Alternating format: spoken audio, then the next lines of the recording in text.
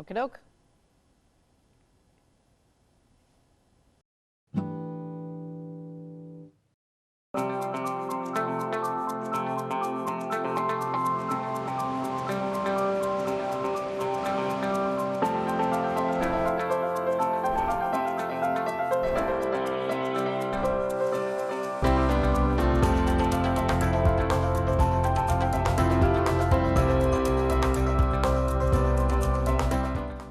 Good afternoon. Thanks for joining us across the fence. I'm Fran Stoddard. For this month's Birds Notes program, we're going to ask, why is it so quiet out there? Joining us from the Audubon Center in Huntington is bird expert and conservation biologist Mark LaBarr. Thanks for being with us, Mark. Always great to be here, Fran. So, Mark, it's gotten a little quiet out there. The cacophony of spring is over. What's happening with all those birds? Yeah, so, surprisingly, if you think about it, a lot of these birds, there are more birds out there now than there were in spring. A lot of these birds have finished breeding. They've raised one or two broods. And so one would think that it would be pretty, louder than it was. But because spring has passed and summer has passed and the birds are no longer singing and being territorial, they get a little quiet this time of year, even though there's still plenty of birds out there. Indeed. And so who are we hearing singing? What birds are still singing out there? There are a few. I had a song sparrow singing outside the other day. Now, this is a bird that likes our shrubby habitat and a bird we often hear early in spring. And I had one lone song. It sang once, and that was about it. So there really aren't that many birds out there. They're all shifting over to what we call chip calls, these small little chips that they use to communicate with each other when they're moving around. But this song sparrow gave me one last little melody to send off the summer. So the chipping that identifies where they are and who's where, and so they can meet up or something, or? Yeah, correct. So a lot of these birds are off territory. They're beginning to think about flocking together. You mentioned being out and seeing some bobolinks out in the field and large numbers of them.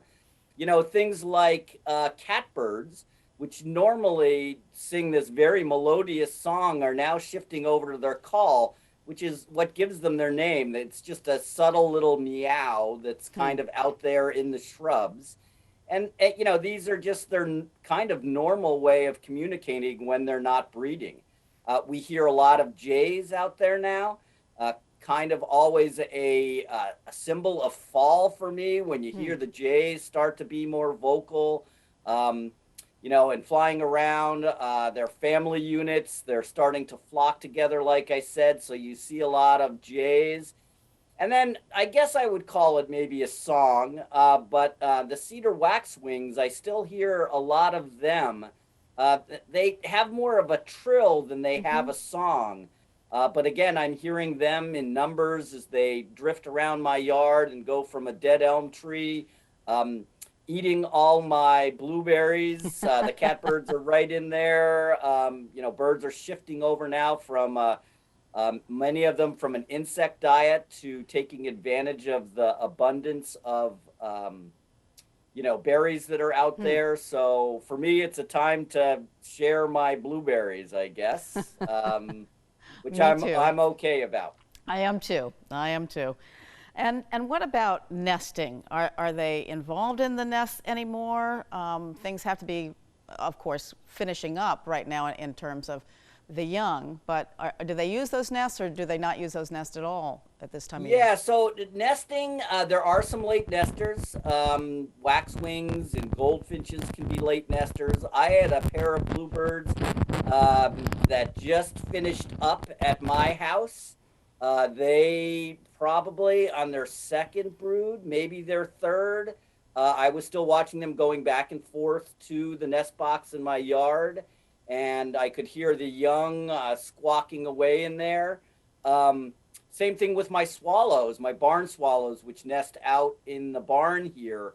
I walked into the barn and I had been seeing the adults going back and forth bringing food in, and then walked into the barn, and all of a sudden I had 6 or 7 birds fly out at me. So I knew those youngsters um, had fledged. They're still hungry. They're still being fed by their parents, some of these late Hmm. nesters. And so they'll stick together. But nesting is pretty much over at this point. Maybe for some stragglers around that are trying to finish things up, but they're really starting to think about, winter. And for a lot of them, they're moved south. And would this be a second or maybe even third brood for them? I mean, it probably wouldn't be a first. Yeah, no. The swallows, for instance, I know nested earlier and got one brood off, and so this is their second. Same with bluebirds. I had a call into the office the other day where somebody was talking about her robins just fledging their Hmm. last birds. So these, robins can sometimes get off 3 broods during the course of the summer. Hmm. So these are, second and third chances for a lot of these birds. Terrific. And what other kinds of things are happening this time of year? So, birds go through a cycle, and we went through spring and summer where they were putting a lot of their energy into nesting and rearing young. And now it's time to change their clothes.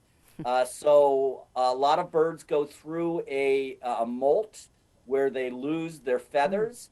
Again, we get a lot of calls about bald cardinals. Um, they lose that crown feathers and then they grow a new set in.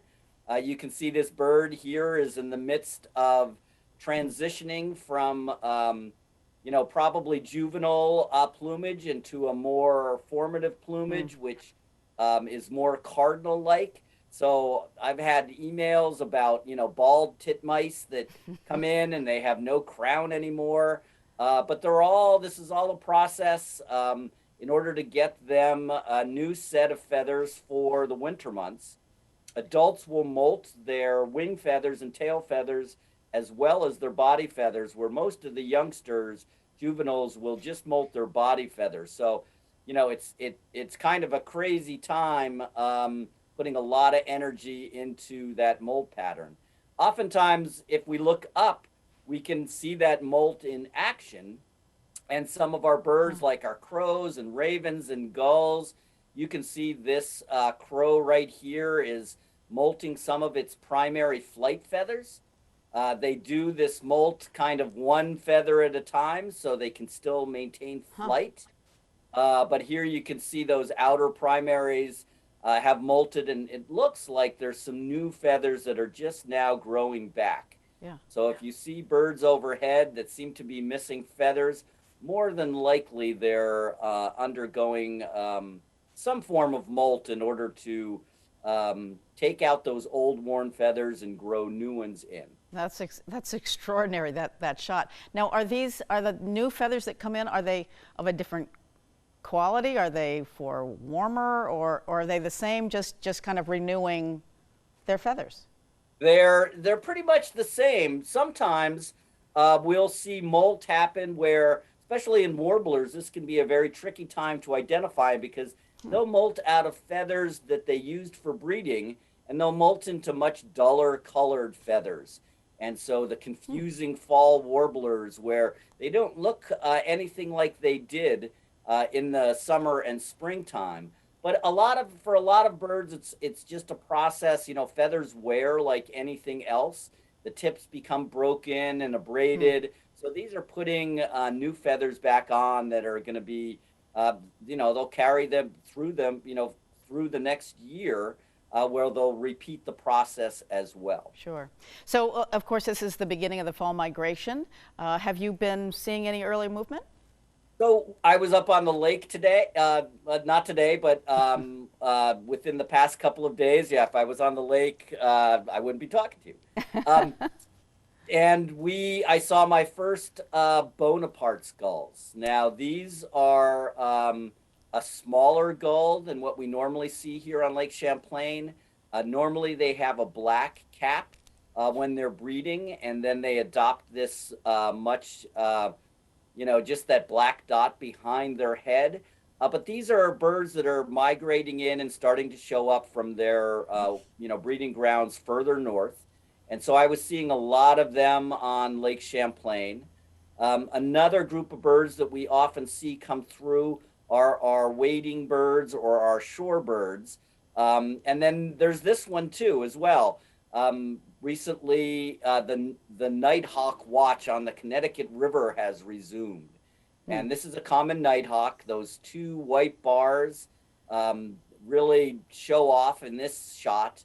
And they counted more than 600 nighthawks passing through on the Connecticut River just last week. So Wow. that migration has begun as well. So there are some things moving, some things transitioning with the big movements starting the end of August through October. So just quickly, shores of Lake Champlain, a few 30 Yeah, seconds. so some of the other migrants that we see this time, shorebirds and wading birds, ruddy turnstones have been spotted moving through, coming down from up north. There's a drawdown, it seems, or lower waters at Dead Creek, the wildlife management area in Addison County.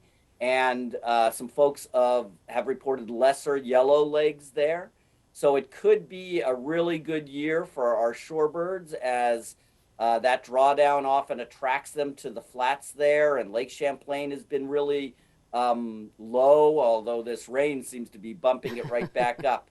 So these shorebirds are some of the first ones that we'll see, with many more to come. Okay, so much to see. Birds are endlessly interesting. If you have a bird-related question, you can pass it along to Mark at the address on your screen, or you can drop Mark an email. His address is mlabarr@audubon.org. Send Mark your questions and pictures, and he'll try to find the answers for you on an upcoming edition of Bird Notes. Thank you, as ever, Mark, for joining us today and giving us another great show.